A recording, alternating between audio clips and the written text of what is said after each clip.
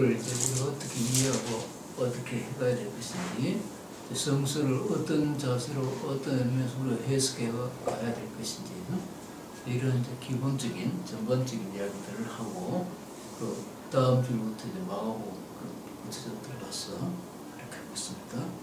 그럼 오늘 이런 사무엘 구약 성서 사무엘서 보겠습니다. 사무엘서는 이제 열왕기 앞에 여호수아 사사기, 그 다음에 나오는 사무엘서 6기 이제 이런 게 있고, 그 다음에 사무엘서 찾았어요? 저분이 또 사무엘상입니까? 사무엘상 3장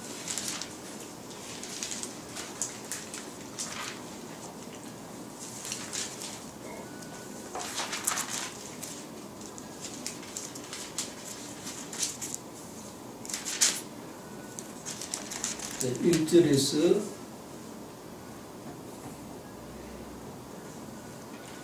10절까지 돌아가면서 한 절씩 읽겠습니다. 정웅 집사부터 이렇게 쭉 볼까요? 사무엘서 3장 1절에서 10절. 어린 사무엘이 엘리 곁에서 주님을 섬기고 있을 때이다. 그때에는 주님께서 말씀을 해주시는 일이 드물었고 화상도 자주 나타나지 않았다. 어느 날 밤 엘리가 잠자리에 누워 있을 때였다. 그는 이미 눈이 어두워져서 잘 볼 수가 없었다.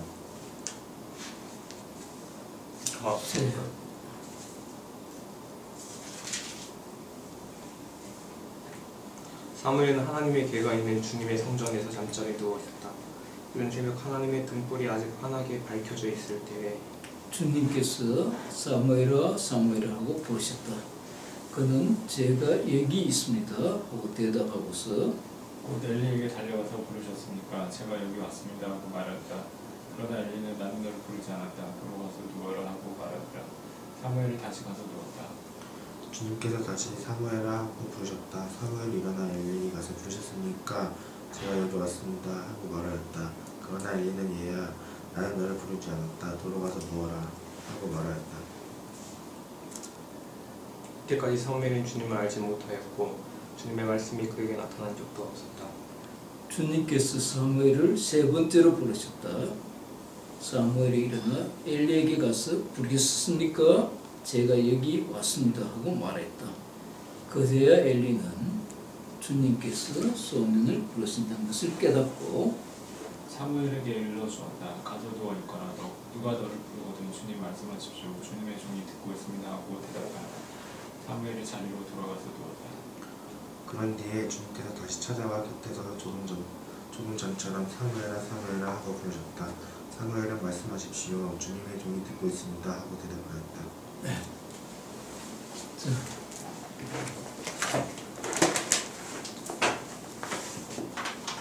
우리 이제 성서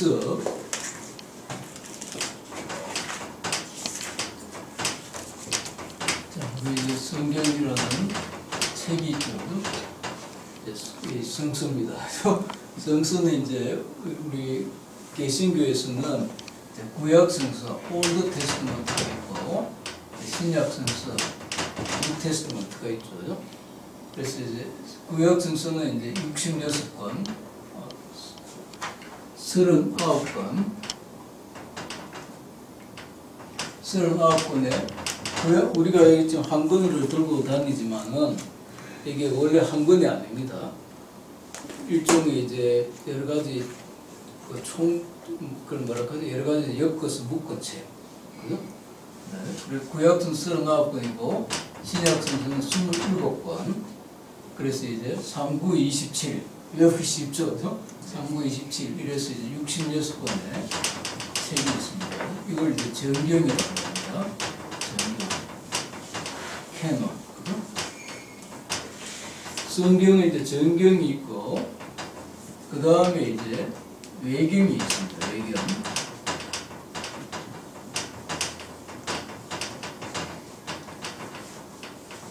아포크리파. 그 외경은 이제 이 카톨릭에서는 정경과 외경을 전부 성경으로 간주합니다. 그렇습니다.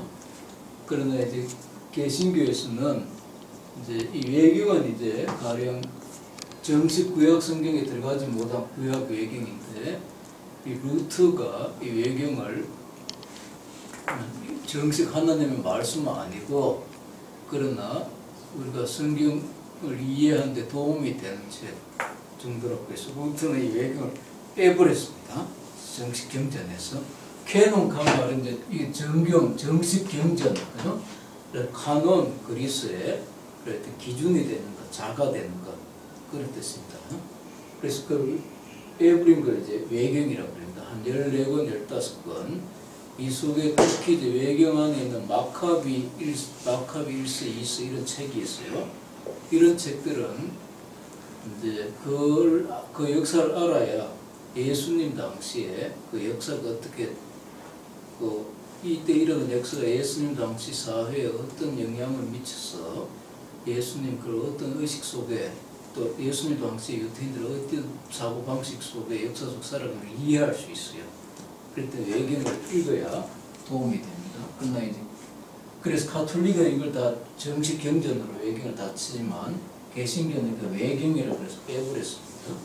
그래서 이제 이 정경 또 66권이고 그 다음에 이제 이 외경에도 또 들어가지 못한 또 그런 책이 있어요. 그걸 이제 위경이라고 합니다. 위경은 이제 위도 집회 하듯이 그래서 가짜 그런 뜻입니다. 위경. 이건 이제 슈데피그라파.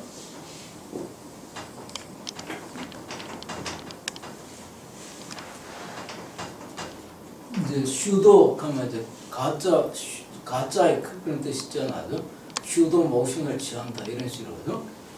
그래서 이런 책들이 또 많이 있습니다. 우수하게. 그래서 그러나 가톨릭이 이제 이거는 이제 가톨릭도 위경은 인정 안 하지만 그러나 이제 때로는 이제 이게 전체 성서에 도움이 될 수도 있습니다. 그래서 보게 납니다. 어떻든 간에 이제 이 개신교는 이제 우리 성경을 하나님의 말씀을 굉장히 중요시합니다. 이게 이 성경으로 말미암아 이제 오늘 우리 신앙, 교회, 기독교인이 다 생겼잖아요. 그래서 특히 이제 구약 성서는 이 유태인들은 이제 이 지금 이스라엘 사람들이 뭐 노벨상도 많이 받고 뛰어나잖아요. 그 이유가 뭐냐 하니까 이제 이 책의 백성이다. 한 책으로 말미암아 만드는 백성이다 그런 뜻이 있습니다. 그래서 특히 구약 성서는 오늘 이스라엘을 결정한 모든 게 되죠. 역사, 그들의 정신, 신앙, 문화 모든 걸 형성했습니다. 그런데 구약 성서는 중요한 겁니다. 그러나 이제 이 신약과 구약 성서를 이제 우리가 하나님의 말씀이니까 우리가 이해하려고 이제 내가 이 하나님의 말씀을 이제 우리 뭐 나라 가까도 혹은 교회를 가까도 이 하나님의 말씀을 이해해야 되잖아요. 왜냐하면 성서 읽고 무슨 말인지 이제 일단 이해가 돼야 되잖아요. 그래야 우리가 하나님의 뜻을 알 수 있잖아요. 그래서 이제 우리는 이제 이 성경을 읽으려고 할 때 우리가 이제 성경을 읽으려면 이제 서브젝트 주체죠. 성경은 이제 우리가 읽어야 될 이제 객체, 대상. 우리가 이제 나가 이 하나님의 말씀을 이제 또 대상으로 펴놓고 이제 이걸 이해하려고 하잖아요. 그러나 이제 성경을 자꾸 읽다 보면 오늘 이제 이 사무엘의 이야기가 나오잖아요. 사무엘은 구약 성서에 어떤 아주 부잣집의 시집간 이제 한나라는 여성이 있는데 아기를 못 가졌어요.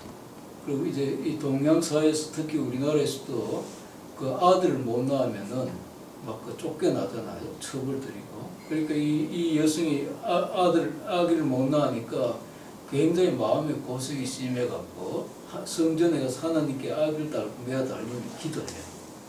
기도를 하고 나중에 이제 아기를 갖고 있어 그 아들을 주면은 내가 이 아이를 하나님께 바치겠습니다. 그래서 맹세하는 기도를 해요. 그걸 이제 서원 기도라고 흔히 말하는데 맹세하는 기도를 했는데 하나님께서 그 한나의 기도를 들어서 아기를 줬어요. 그리고 얻은 아들이 사무엘입니다. 사무엘. 그래서 사무엘 간 뜻은 이제 하나님께서 들으신다 뜻이에요. 그러니까 하나님께서 한나의 기도를 듣고 이제 그러니까 아들을 주었다. 하나님 들어주셨다. 이런 뜻입니다. 이해됩니까? 사무엘 간 이름 많잖아요. 그죠? 요즘 많이. 사마 듣는다. 하나님께서 들으셨다. 그런 뜻이에요. 그래 얻은 아들이 사무엘입니다. 그래서 아들을 얻으니까 이제 이 아기가 이제 젖을 때니까 한나가 자기가 하나님께 맹세한 대로 그 아들을 이제 성전에 갖다 엘리 제사장한테 바쳤어요. 그 제사장으로 이제 기르도록. 그래서 엘리 제사장 밑에서 이제 이 사무엘이 자라고 있는데 사무엘이 자라니까 하늘 사무엘이 이제 밤에 자기 부르는 소리를 들어요. 그러니까 이제 자기 엘리 제사장이 자기가 섬기는 이제 엘리 제사장 부른 자를 쫓아가니까 아니라고 돌려보내잖아요. 또 이제 사무엘이 자는데 또 자기를 부른 소리를 들으니까 이제 엘리 제사장이 부른 자를 또 쫓아가니까 아니거든요.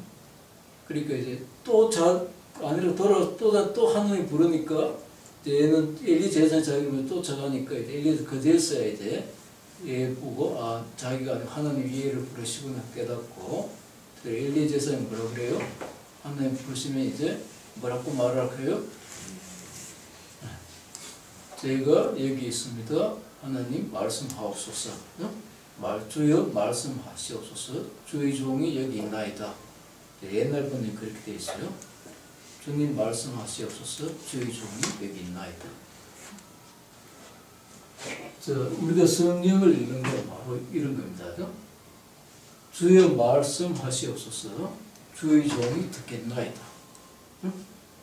그러나 이제 어떻게 됩니까? 성경을 우리는 이제 나라한 건 나는 어떤 대상을 이해할 때 이제 이 해석학하는 과목이 있습니다. 해석학. 허메니티스. 그리스 신조에 헐미스라는 신이 있어요. 모든 걸 잘 알아서 막 설명하고 이런 신을 헐미스 그래요. 여기서 나온 말인데 허메니틱스라고 단어가 있어요. 해석학. 이제 해석학이 이제 특히 고대 이제 철학의 아리스토텔레스도 말했고 뭐 많이 말했고 동양에도 보면 이제 맹자 이런 데 보면 이제 어떤 해석적 원리를 말하는 게 많이 나와요. 그러나 이제 현대에 와서 해석학을 아주 세운 사람이 이제 19세기에 슐라일마하 또 슐라일마의 제 딜타이라는 사람이 있어요. 이런 사람들이 이제 해석을 많이 따듬기 시작했는데 그러나 20세기에 들어와서 마틴 하이데거라는 사람 이름 들어봤죠? 존재와 시간 이런 책. 마틴 하이데거의 제자였던 한스 게오르 가담 사람이 있어요.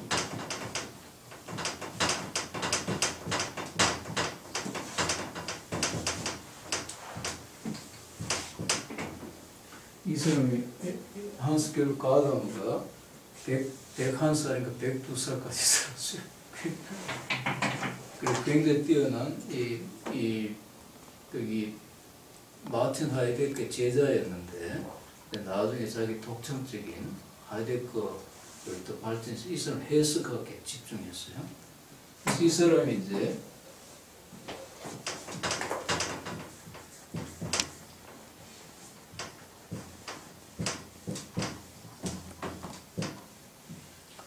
Truth and Method라는 이 사람 해석학의 아주 주주가 있어요. 진리와 방법. 그래서 이제 이 책은 이제 많은 사람들이 이제 어떤 진리를 이해하는 이제 방법으로 생각하는데 이게 재미있는 게 자기 진리와 방법 해석학의 아주 기본적 텍스트인데 이걸 이제 자기가 아는 근본 아이디어는 바르트한테 배웠던 겁니다. 바르트 로마서 강의를 읽어가면서 그런 구절이 어디 직접 나옵니다. 그 정도로 바르트가 달하면 이제 영향이 굉장한 사람인데 이제 이 가담관이 이제 이야기를 이제 제가 조금 하고 다시 이 이야기를 들어오려고 그러는데 우리가 어떤 책을 읽는다. 우리 사람이 이제 책을 읽는다거나 혹은 뭐 연극을 본다. 혹은 뭐 무용 혹은 뭐 미술품, 조각, 이거 뭐 책 같은 거, 뭐 심지어 영화, 이제 뭐라도 어떤 걸 이제 우리가 보면 이제 요즘 뭐 추상의 그림 보면 막 잘 모르잖아요. 뭐 무슨 뜻으로 썼는지. 그래서 이제 추상한 사람도 이제 이게 그 무슨 뜻이냐 물으면 이제 당신이 해석하기에 달렸다 하잖아요. 당신 보는데 다 달렸다 말이야. 이런 이야기를 했다. 그리고 어떤 책이든지 연극이든지 무용이든지 미술이든지 뭐든지 여기에는 이제 저자들이 있잖아요. 작가, 저자죠. 뭐 연극, 그 드라마 작가 있고 무용을 만든 그 사람 다 작가들이 있잖아요. 보스들이 있단 말이죠. 보스들이 있고. 우리는 이제 리더나 혹은 이제 스펙테이터가 되겠죠. 그래서 보면 이 저자들이 가졌던 이제 이 가담의 표현이 호라이즌이라는 표현이 있어요. 호라이즌이 있거든. 지평. 이 호라이즌 그 단어 알죠? 지평선 호라이즌 그 단어죠. 이제 호라이즌이라는 말은 이제 이 가령 뭐 예를 들면 이제 뭐 누구 예를 들까? 도스토옙스키가 죽음의 우리 뭐 킬케오르가 죽음의 이런 병을 썼다 하죠. 그러니까 죽음의 이런 병을 쓸 때 킬케오르가 어떤 교육을 받았고 어떤 역사적 상황에 살았고 그 사람의 어떤 기독교 신앙의 배경이 어떻고 이 모든 걸 우리가 스타디를 해야 되잖아요. 그게 이제 그 저자가 취했던 역사적, 정치적, 사회적, 문화적인 또 그 사람의 어떤 교육 같은 거 이런 걸 이제 다 스타디한 겁니다. 그죠? 그러나 이제 나는 이제 가령 이 킬케오르는 1848년 덴마크 코펜하겐에서 그 책을 썼잖아요. 그런데 우리가 지금 공부하는데 우리는 지금 2013년에 가령 이제 뭐 찬영이가 나는 이제 2013년에 그것도 유럽이 아니라 아시아, 한국, 그것도 남한에서 분단된 현실 속에서 우리 어떤 자본주의 사회보다 교육을 받았어. 킬케오르가 취했던 역사, 문화, 사회, 교육 모두 호라이즌과 우리의 호라이즌 있잖아요. 나는 나의 호라이즌, 찬영이 호라이즌이 있고, 그죠? 이게 이제 다르잖아요. 그죠? 다르니까 이제 이걸 해석할 수가 없다 한 겁니다. 그럼 이제 어떻게 돼야 이게 바로 이해가 되느냐? 그래서 그 호라이즌이 이제 있으면 호리존트 페시멜중 한 단어를 써요. 그리고 이제 영어로 이제 번역에 가면 요즘 그 퓨전 하는 말 많이 써요. 퓨전 음식.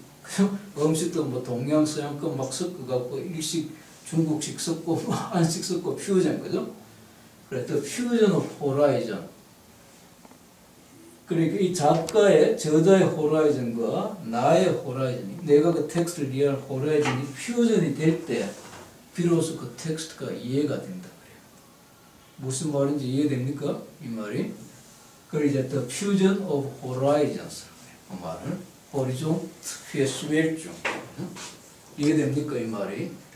이걸 이제 우리나라 말로 지평융합 했어요. 지평융합이 돼요. 지평융합 그 말이 어려워갖고 또 옛날에는 그 나와서 공부하기 전에 이게 무슨 말인지도 몰랐어요. 그리고 이제 흔히 이제 지평융합 두 호라이즌이 퓨전돼야 된다. 페시멜중 하나가 된다. 지평융합 이걸 지평융합 이런 게 이제 모든 텍스트 이해의 이제 기본이라고 합니다. 그래 이런 텍스트 이해는 이제 특히 이제 불투명한 가담어가 이렇게 많이 따르기 전에 이제 우리는 이제 free understanding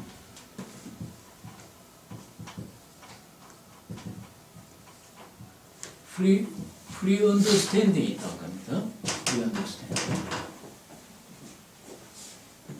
가령 이제 찬영이가 우리 오늘 성경 공부한다고 하면 찬영이가 가진 이제 성경이 뭐다 혹은 성경을 텍스트로 기독교가 뭐다 뭔가에 어떤 언더스탠딩은 좀 있죠.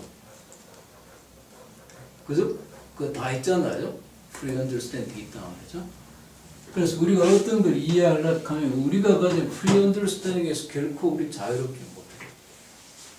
이해됩니까? 그래서 특히 이제 내가 여러 가지를 이제 성경 공부를 해보고 해도 가령 예를 들면 아주 보수적인 막 거기 순복음이나 이런 데서 온 사람들 결코 이해를 못하고 무슨 소리인지 어렵다 그러고. 왜냐하면 그 사람들이 가진 프리 언더스탠딩이 그 사람들이 그걸 가진 프리 언더스탠딩에서 놓여나지 못해요. 그래 꽉 서로 잡혀갖고 말이죠. 그래 프리 언더스탠딩이 굉장히 우리를 사로잡고 있어요. 이게 심하게 되면 프레주디스가 되고 편견이 되고 뭐 자기 어떤 신념이 되고 컨빅션이 돼갖고 확신 이런 게 돼갖고 남들이 뭐라 해도 안 되는 거예요. 요즘 뭐 6.25 때 누가 참전해갖고 어떤 모임에 갔더니 교수 아버지인데 상위 군인이래요. 그런 사람이 있는데 이제 다 교회는 다니는데 아들이 이제 유럽에서 공부해 왔으니까 이제 남북 화해해야 된다 뭐 이런 이야기를 하면 아버지 막 대노를 한대요. 너 빨갱이 자꾸 막 고함친대요. 그러니까 아버지가 가진 이제 이 남북 관계, 북한은 어떤 거다 하면 자기 프리 언더스탠딩, 자기가 또 체험, 익스피리언스, 거기에 자기 어떤 신념 체계와 인생관과 확신을 만들 이게 안 바뀐 거예요. 아들하고도 그 문제에서 절대 대화를 못 한대요. 아버지를 아무리 성경을 펴고 뭐 해도 아버지가 못 벗어나갔대요. 그리고 우리 프리 언더스탠딩 그만큼 무서운 겁니다.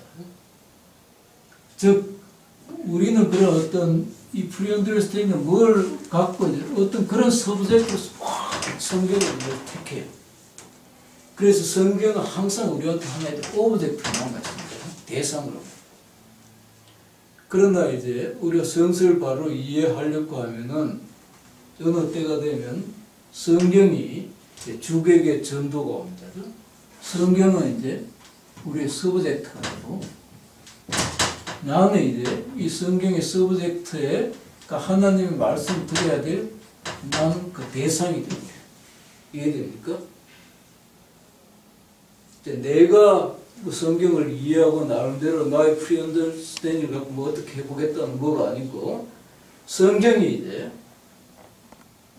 나 하나님 되고 나의 하나님 말씀 되어서 나를 향해서 뭔가를 내가 이제 성경을 이해하고 해석하려 했던 게 아니고 성서가 나의 존재를 이해하고 나를 해석하려고 합니다. 이해됩니까? 주객의 전도가 생깁니다. 주관과 객관에. 그때 우리 사무엘처럼 주여 말씀하옵소서 주의 종이 듣겠나이다. 이해됩니까? 이제 이 성서가 하나님의 말씀이 돼갖고 나는 그 말씀을 듣고 그 말씀에 순종해 살아가야 될 존재로 바뀐다 말이죠. 이해돼요? 그래서 내가 가진 어떤 기독교, 내가 가진 성서 뭐 이런 게 다 부서져야 된다는 겁니다. 그게 이제 루트가 말하는 하나님의 말씀은 우리의 원수이다. 오늘 한국 교회 가면 하나님의 말씀은 막 그 은혜스럽고 기쁘고 마음의 평화를 주고 이렇게 생각하잖아요. 루트는 하나님의 말씀은 우리의 원수이다 했단 말이죠. 내가 생각하고 내가 믿어왔던 기독교, 내가 어떤 하나님 어떤 분의 생각들 이런 거 하나님의 말씀 다 나를 부순단 말이죠. 그런 나를 죽인단 말이죠. 그러니까 이제 하나님 말씀 되게 원수로웠단 말이죠. 먼저. 그러면서 이제 하나님 그런 나를 죽이고 나서부터 이제 다시 하나님 시작한단 말이죠. 새롭게 이제 나왔던 걸 하나님 시작하신단 말이죠. 그래서 우리는 늘 주님 말씀하옵소서 저는 제가 여기서 듣겠습니다. 내가 하나님의 말씀을 지배하고 컨트롤하고 이런 게 아니다 말이죠. 이해됩니까? 이게 이제 우리가 성서를 공부하는 이제 기본적인 태도다 말이죠. 기본적인 자세다. 자, 이게 이제 1번이고 그 다음에 이제 두 번째 이제 이야기는 이제 여러분들 이걸 조금 더 소개하려고 하는데 이거는 이제 이제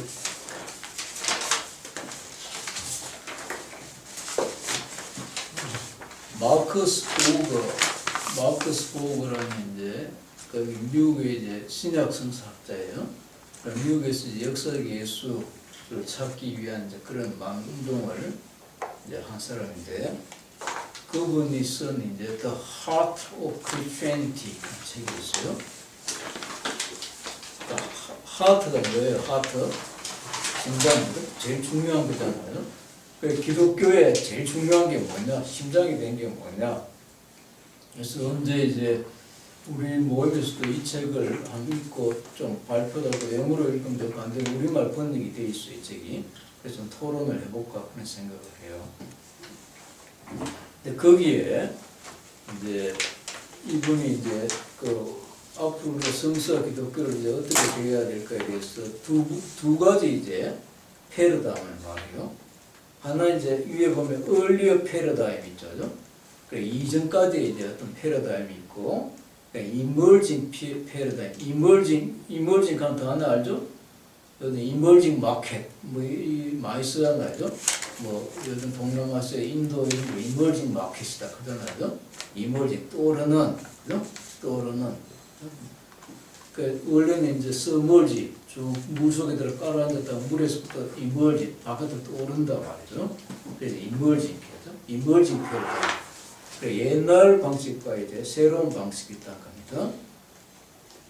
그래서 거기에 의하면 이제 The Bible's origin, 성경의 기원이 옛날에는 그 divine product, divine authority, 이제 신적인 권위를 가진 이제 신적인 산물이다 생각했어요.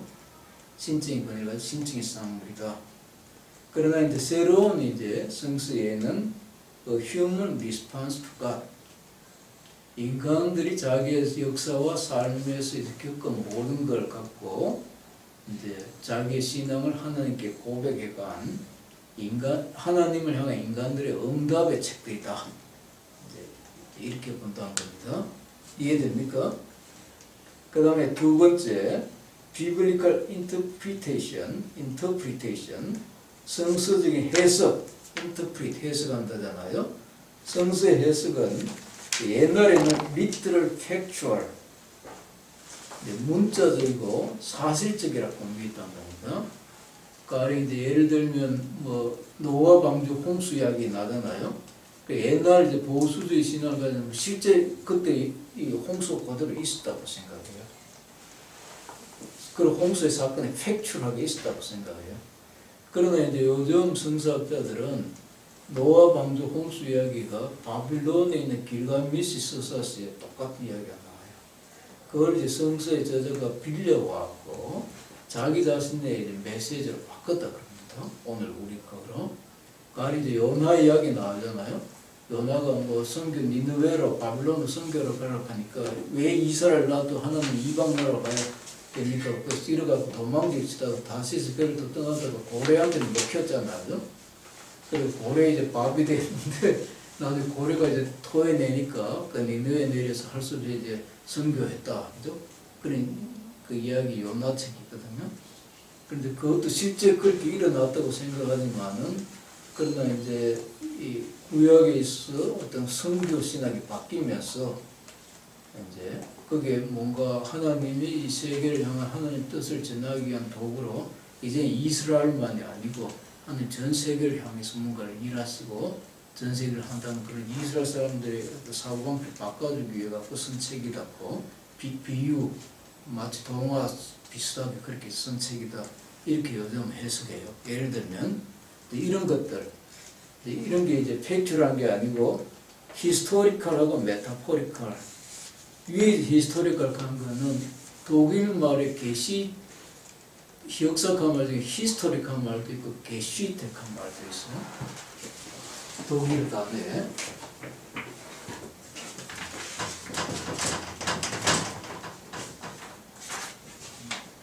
이 지우개가 없는데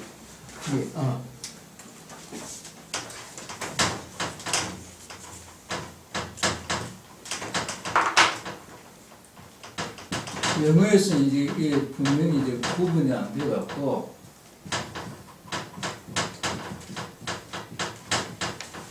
이제 독일에 두 단어가 있어요. 이제 영어 히스토리는 이제 그대로 팩트한 역사, 팩츄얼한 역사를 히스토리하고, 그리고 독일 사람들이 히스토리 단어 잘 안 쓰고 다 요즘 역사를 게슈테라고 많이 써요. 게슈테. 게슈테라는 말은 해석된 역사. 그래서 심지어 게슈테는 영어로 스토리라고 번역할 수 있어요. 실제 이제 우리가 많은 고대 역사가들 쓰지만은 고대 역사가 나중에 옛날에 E.H. 카의 What is History 간책 읽어봤어요? 그게 옛날에 아마 그 학생들 대학교 1, 2학년 때 그 책을 많이 읽었어요. What is History. 거기 보면 이제 팩츄얼 히스토리는 사실 찾을 수 없다.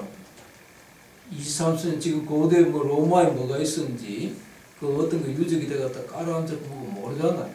그러나 그런 걸 통해 갖고 사실 이제 이거는 어떻게 했을 거다, 어떻게 고고학자들이 뭐 모여갖고 이제 다 해석하잖아요. 이랬을 거다. 그래서 해석된 역사라는 거죠. 모든 역사는 게시돼요.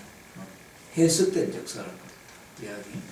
그리고 요즘도 이제 우리 같은 역사를 보고도 우리나라 이제 이념 분쟁이 좌파, 우파 해갖고 막 같은 역사를 보는 그게 다르잖아요. 그래서 이승만 대통령의 그 뭐 업적이나 치적에 대해서도 좌파들은 아주 또 나쁘게 보고 뭐 친일에다가 뭐 요즘 뭐 백년 전쟁이 문제되지. 그러나 이제 우파들은 뭐 한국 건국의 아버지다 이렇게 해석하잖아요. 똑같은 그 사실적으로 해석에 따라 다 달라있잖아요. 그래서 엄밀한 의미에서 어떤 오브젝트가 팩트로서 역사는 없다고 봅니다. 전부 하나의 게시되다, 해석된 역사다. 이해됩니까? 그래서 이제 E.H. 카는 이제 역사가 뭐냐, 그 팩트와 인터프리테이션 사이의 끊임없는 대화다, 다이얼로그 이런 이야기. 그 E.H.가 역사를 보고 있으니까 책에 보면 예를 들면 이제 그런 식으로 이게 이제 이 마르크스 보고 히스토리컬 앤드 메타포리컬 하잖아요. 그 성서는 그 리트럴 팩츄얼한 게 아니고 히스토리컬 할 때는 아마 게시체라는 뜻입니다. 밑에 뭔가 해석되고 그리고 메타포리컬, 그래서 은유적인 뭔가를 자꾸 이제 메타포라고요. 이야기할 거다. 그런 뜻입니다. 그 다음에 이제 The Bible's function, 성서의 기능은 옛날 보수자들은 Revelation, Doctrine and Morals, 교리와 도덕에 대한 계시다. 그렇게 보고 이제 새로운 해석은 Metaphorical and Sacramental. 이해됩니까? 아까 그 메타포릭, 은유적이고 그리고 성례전적이다. 그 다음에 Christian Life Emphasis, 그리스도인의 삶의 강조점들이 옛날은 an afterlife and what to believe or to do to be saved. 이제 강조점이 이제 맨날 이제 예수 믿고 천당 가는 거, 그럼 이제 내세, afterlife, 내세 있다는 겁니다. 그리고 또 뭘 믿느냐, 정통이다, 뭐 정통 신앙 가져야 된다, 그죠? 안 그러면 to be saved, 구원받기 위해서 우리가 뭘 해야 되겠냐. 대략 이게 이제 보수자는 이제 교회에 열심히 출석하고 11조도 헌금 잘 바치고 성경 열심히 읽고 뭐 이런 거 해야 된다. 만져 강조해 가르치잖아요. 네, 이런 거지만 emerging paradigm은 transformation in this life through relation이니까 하나님과의 관계를 통해 this life, 이 생에서의 삶의 어떤 transformation, 뭔가 변화를 가져와야 된다. 자, 이런 강조점이 다르죠, 그죠? 자, 이런 이제 어떤 성서를 이제 근본적으로 대하고 해석하고 보는 태도가 이제 이렇게 달라진다는 겁니다. 두 가지 견해. 이해됩니까? 대략 이제 이런 기본적인 관점에서 봤을 때 이제 마지막으로 세 번째로 이제 한 가지 조금 여러분 강조하고 싶은 게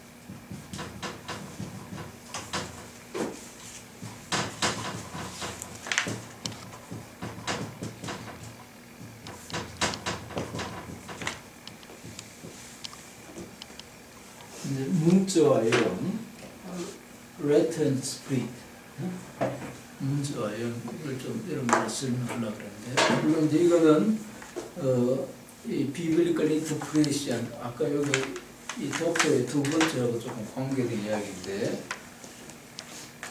여러분들 디모데후서 신약 성서에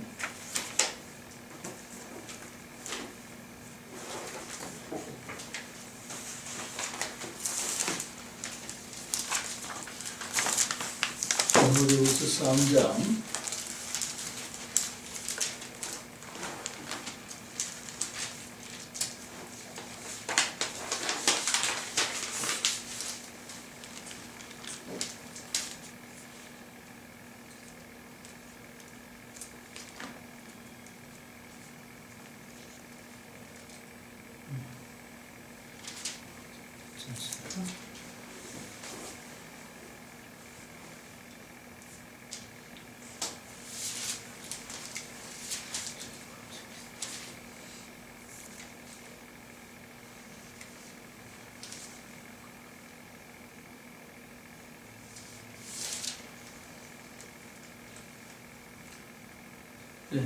디모데후서 3장 16절, 15절 16절인가요?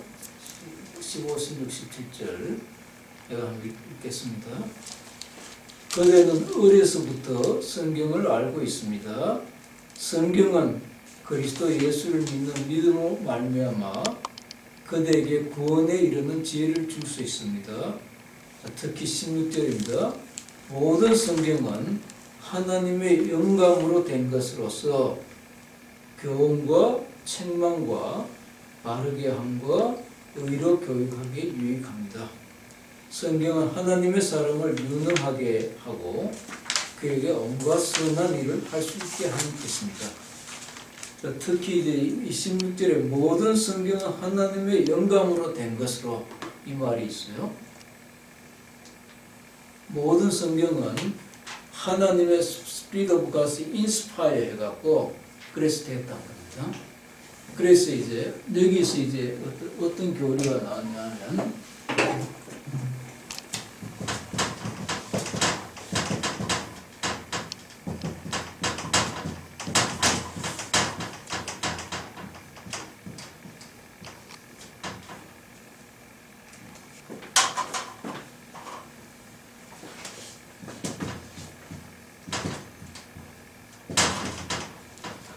축자 영감설 한 말 들어봤어요? 축자 영감설. 글자 하나하나가 다 하나님의 영감을 받아 쓰여졌다. 그런 뜻입니다. 그 사람들 그걸 주장하는 근거가 이제 이 디모데후서 3장 16절입니다. 모든 성경은 하나님의 영감을 받아 기록된 것으로. 그래서 영어로 이제 verbal inspiration 이렇게 해요. 이게 이제 한국 교회를 그렇게 지금 사로잡고 있습니다. 그래서 한국 교회가 이 말 때문에 문자 속에 젖어 있어요. 그래서 이제 이 이야기가 많이 길었는데 유럽에서 계몽주의가 오면서 칸트가 이성을 대담하게 사용하라. 이제 그 계몽주의 요즘 겁니다. 종교란 중세의 암흑기라고 하잖아요. 모든 걸 하나님께 탓으로 돌리고 지내왔는데 인간이 이성을 써서 종교란 기저귀를 버리고 뭔가 이제 자기 자신들의 오토노미를 자유성을 얻어가야 된다. 이런 주장을 하면서 이 칸트의 이제 계몽주의와 더불어 또 독일의 경건주의 관계가 있어요. 이런 거와 결합되면서 이제 신학에서 자유주의 운동이 일어나요. 자유주의. 리버럴리즘 속에서 나온 게 성서 연구의 역사 비평학하는 게 있어요. 성서도 다른 모든 책들과 더불어 하나 역사적인 문서다, 도큐멘트다. 그래서 다른 문서들을 연구하는 것과 똑같은 방식으로 이 성서를 분석하고 분리하고 샅샅이 이제 조사해 봐야 된다. 이렇게 생각했어요. 그러니까 이제 거기서부터 이제 이 성서 연구의 자유주의 이제 역사 비평학하는 거다. 지금 제가 자세한 설명을 할 수 없어서 단적인 거, 히스토리컬 크리티컬 크리티죠. 히스토리컬 크리티컬 메소드랄게요. 역사 비평 방법. 이 역사 비평을 하니까 이제 미국에서 청교도들이 아주 보존신을 갖고 넘어간 사람들 보기에는 이 사람을 표현해야 하면 목욕애를 이제 목욕시키잖아요. 목욕시키고 나면 이제 나중에 이제 목욕시킨 이제 거기 땡물망을 버려야 되는데 보니까 자유주의 사람들한테 그 목욕시 애까지 다 버린다고 불안해하기 시작했어요. 그래서 이 사람들이 이제 우리가 절대 양보할 수 없는 게 있다. 특히 미국의 풀러 신학교 이런 거 중심으로 미국의 근본주의 운동이 일어나면서 펀더멘탈리즘이에요. 펀더멘탈리즘이 그게 이제 제일 처음 강조한 게 축자의 영감성입니다. 축자의 영감성. 성서는 모든 그게 이제 성경의 디모데후서에서 말하지 않는 겁니다. 그래서 버벌 인스피레이션 말하기 시작했습니다. 그래서 이건 이제 아울러서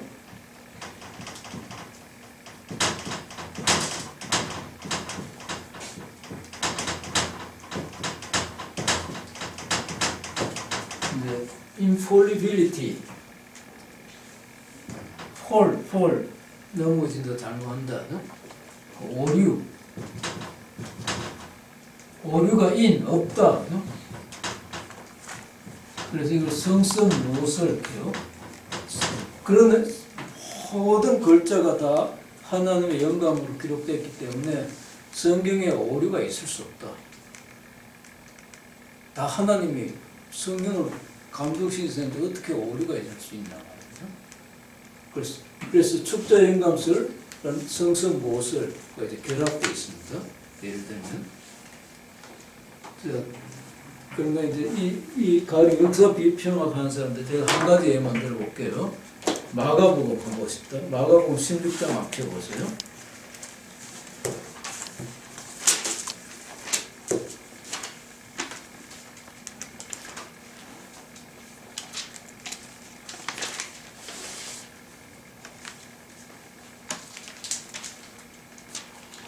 마가복음 16장 5절 한번 보십시오.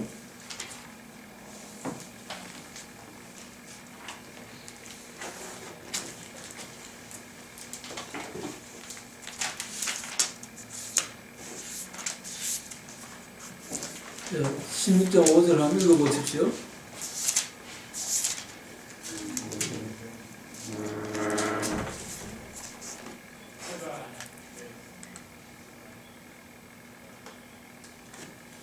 뭐라고 되어 있어요?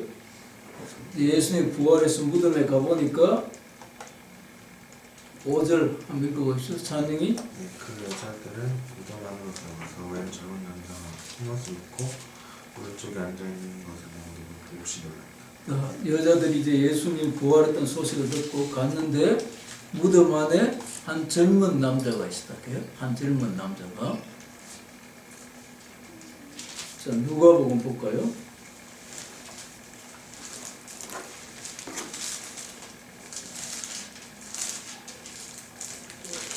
누가복음 24장 4절에 한번 볼까요?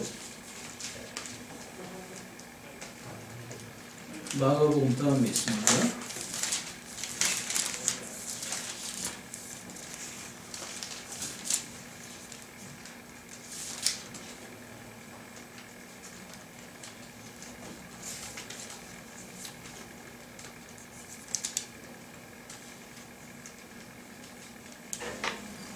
자, 뭐라고 되어 있어요? 누가복음 24장 4절.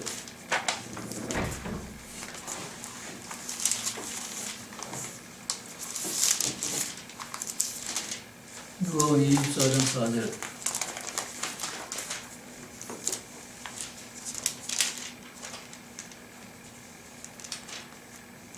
그래서 그들이 일을 어떻게 해야 할지를 몰라서 당하고 있는데 무엇이 옷을 입은 그 남자가 갑자기 그들 앞에 나섰다. 네. 저 여자들이 다 무덤에 들어갔는데 마가복음은 몇 사람 몇 사람이 있어요? 들어갔던 남자.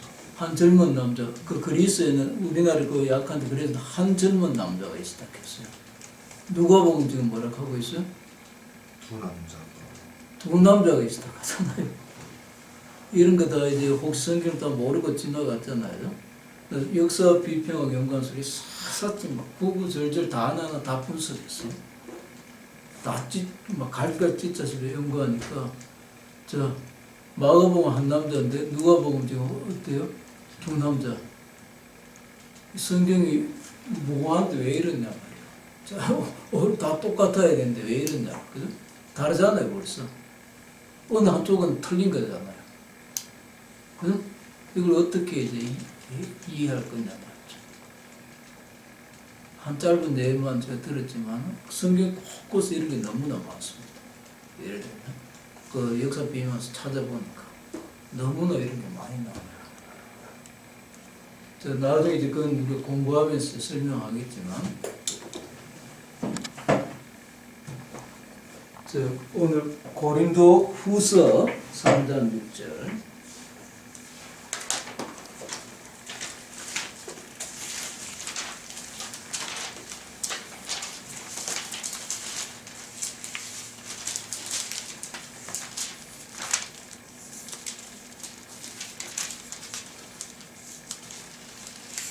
고린도 후서 3장 6절 누가 한번 읽어볼까요? 세연이 한번 읽어봐. 그가 또한 우리를 새 언약의 일꾼되게 만족하게 하였으니 율법 조문을 하지 아니하고 오직 영으로 하니 율법 조문 죽이는 것이요 영은 살리는 것인가. 그게 원래 이제 율법 조문 그런 말이 없는데 그 개정 계획에 또 조금 이제 나름대로 조금 의역을 하는 것 같은데. 개혁이죠?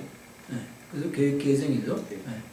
옛날에 문자는 사람을 죽이고 영은 살린다 그랬어요.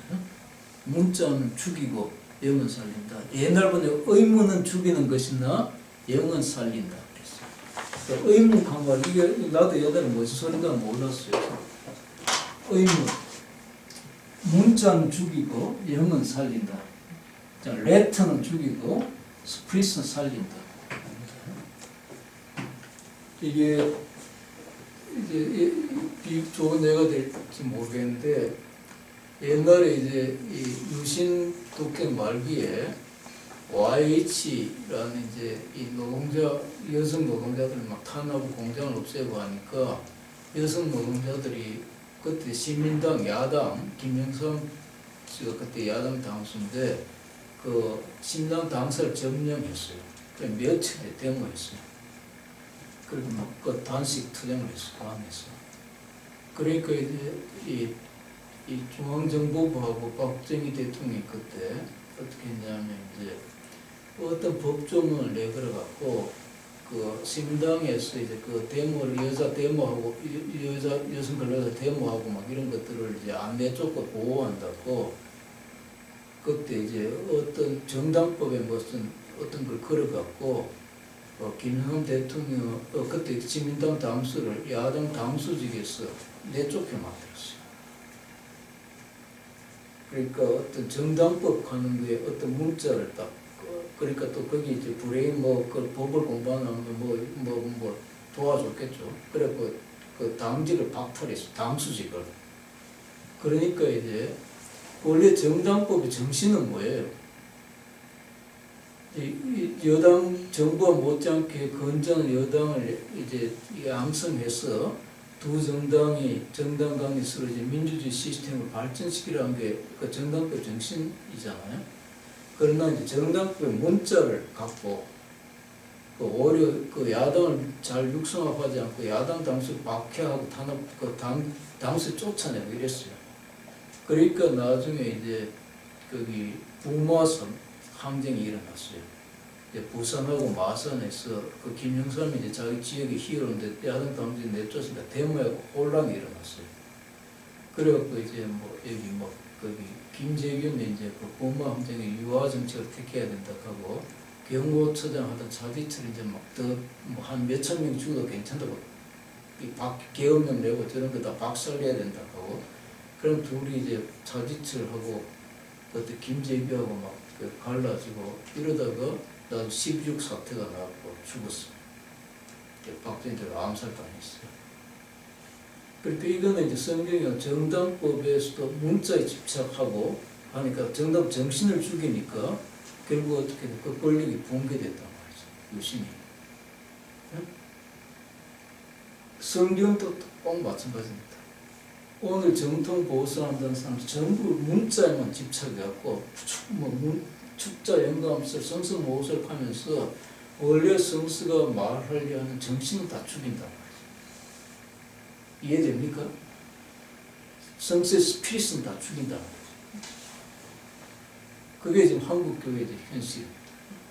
쌤이 이해되면 무슨 말인지? 예, 이해됩니다. 그래서 이제 루터한테 오면 이제 스피릿은 쉽게 말하면 justification by faith 이런 겁니다. 어거스틴도 루터도 let and spirit한 다 글들을 썼어요. 신학적 저작을 쓰면서 이제 어거스틴한테 오면 이제 justified by faith로 갈 수 있는 하나님의 은혜 이런 게 스피릿으로. 예. 그런데 이제 한국 교회 정통 보수한 사람들도 저는 이제 좀 정말 이상하다 생각한 게 이 고린도서에 보면 이제 하나님 남자와 여자를 만들었지만 이제 여자의 영광은 남자다. 그래서 여자는 하나님을 바로 갈 수 없다고 다 이거 면사포를 써라, 베일을 서락해요. 그래서 가톨릭은 지금 성당 가면 여성들 뭐 쓰잖아요. 그거 다 지킨다고. 그러나 지금 개신교회 어느 여성도 교회도 교회 가면서 뭐 쓰고 가요? 그럼 자기들 문자대로 하면 그것도 다 지켜야 되잖아요. 가톨릭 지키고 있는데. 그럼 그런 것도 슬쩍 안 지키면서 그 문화다 뭐다 하면서 다른 거는 막 또 문자대로 막 앞세워갖고 조금 문자 뭐 자기들 기분에 안 맞고 뭐 하면 막 자유자유다 심하다 하면 막 공격하고 이래요. 그래서 정말 이런 이 코미디 같은 현실이 한국 교회에 일어나고 있어요. 이해됩니까? 무슨 말인지? 그래서 우리는 이제 성서를 공부해가면서 성서의 스피릿을 찾자는 겁니다. 뭐 성서의 문자를 넘어 있는 성서의 스피릿이 뭔가 그걸 이제 함께 찾아가는 그런 공부를 이제 다음 주부터 쭉 해가겠습니다. 일단 마가복음을 그런 텍스트로 해서 이해됩니까? 오늘 공부 네. 오늘 여기까지. 그래서 이제 뭔가 우리는 성서가 늘 우리가 이해하려는 대상이 아니고 성서는 우리가 들어야 될 하나님 말씀, 그죠? 성서가 중심돼. 성서가 내가 어떤 인간인지, 내가 얼마나 이기심과 정욕과 하나님 없이 자기 중심적으로 살아가는 그런 인간인지, 성서가 나같이 말해요. 그리스도 없이 살아가는 인간. 이 속에 이제 성서 속에 내 자신이 오히려 해석을 당하고 성서는 결국 내가 들어야 될 하나님의 살아계신 말씀이거든요. 이런 자세를 갖고 우리 성서를 공부해 봐야 되고 내가 성서를 지배하고 하나님의 말씀 뭐 어떤 교리나 선입관을 갖고 다스린 게 아니고 성서 속에 내 존재가 항상 해석당하고 성서 속에 살아계신 하나님의 말씀을 들어야 된다. 그 다음에 우리는 성서 공부에 있던 옛날 얼리어 패러다임 버리잖아요. 이제 오늘 이 패러다임 하는 게 이게 패러다임 강화를 유행시킨 사람이 토마스 쿤이라는 사람이 있어요. 그리고 레볼루션 오브 사이언티픽 레볼루션 이런 책인가? 제가 지금 정확한 타입 갑자기 거기에 이제 한 말이 옛날에는 이제 지구가 중심이라고 생각했잖아요. 그래서 지구를 중심으로 해와 달과 뭐 모든 별들이 돌아간다고 생각했잖아요. 코페르니쿠스가 지동설을 말했잖아요. 아, 그게 아니고 오히려 이제 태양이 중심이고 지구는 태양을 따라 도는 거고 그 태양과 지구가 도는 이 교회는 더 큰 은하계가 있고 그러니까 지구를 중심으로 생각하던 이 사고가 확 그 패러다임이 변해버렸잖아요. 지동설과 천동설 따라가고 이해되죠? 그래서 우리는 어떤 과학의 어떤 발전과 진전, 인간의 사고를 그렇게 패러다임을 체인지해버린다는 겁니다. 오늘 성경이 이제 옛날 성경이 기록된 2000년 전에 과학적인 사고 껴갖고 천당, 지옥 나누고 뭐 이런 식의 그 옛날 그 패러다임에 너무 우리 갇혀 있어요. 그리고 지금 이제 뭐 코페르니쿠스를 넘어서 뭐 갈릴레오 코페르니쿠스를 넘어서 뉴턴을 넘어서 지금 아인슈타인 넘어서 이제 아인슈타인 이후에 지금 뭔가 지금 더 찾고 있잖아요. 과학의 이 세상을 이해하는 패러다임이 끊임없이 변해간다는 거죠. 그럼 한국 교회는 지금 18세기, 19세기 종교기 이전에 뭐 그런 패러다임이 그대로 갇혀 있어요. 근본주의 틀에 패러다임이 그대로 갇혀 있고, 또 그뿐만이 아니고 지금 뭐 WCC는 세계교회협의회 일종의 말은 기독교의 올림픽 같은 거, 쉽게 말하면 그 우리나라에 올리니까 보수 신앙을 가진 사람들이 그 WC 용봉주의자 그건 동성애 허락하니까 막 반대 캠페인을 해요. 그럼 지난주도 했지만 막 1950년대 교권을 차지하기 위한 사람들 자기 자리 돈 때문에 이념 전쟁을 벌인 거다. WC 용봉에. 그게 60년대 1950년 초에 그 사고방식이 그대로 때려서 한국교회를 사로잡고 있어요. 그런 패러다임 속에. 그래서 우리는 끊임없이 어떤 새로운 패러다임, 새로운 어떤 눈, 인식을 갖고 성경을 해봐야 된다. 그 성경의 문자가 아니고 이 성경의 정신을 우리는 찾아야 된다. 그런 식으로 우리 이제 오늘 공부를 요약하고 우리도 그런 식으로 공부를 해가겠다. 이해됩니까? 잠깐 그 말씀을 생각하면서 의문 죽이나 영을 살린다. 그걸 알기 위한